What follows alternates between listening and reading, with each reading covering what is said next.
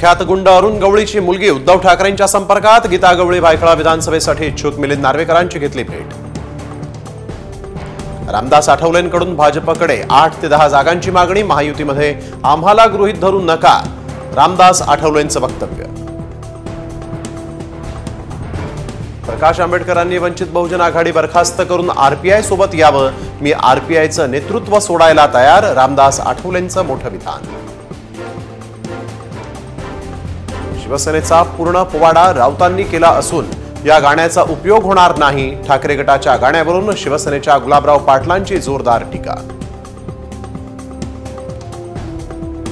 नवरात्रोत्सवासाठी उभारलेला मंडप हटवल्यामुळे शिंदे गटाच्या विजय मानेंनी पोलिसांसमोर घातला धिंगाणा, मंडपावरून ठाकरे आणि शिंदेंमध्ये वाद पेटला।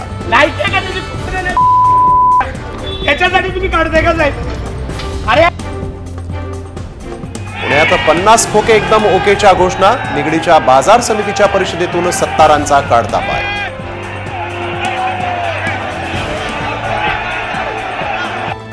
भाजपच्या बैठकीत आमदार किसन कथोरे आणि माजी खासदार कपिल पाटील यांच्यात बाचाबाची, गोंधळामुळे निरीक्षकांना बैठकच करावी लागली रद्द। देवेंद्र भुयारांचं महिलांबाबत वादग्रस्त वक्तव्य, भुयार चुकीचं बोलले, माफी मागण्याची अजित पवारांची सूचना।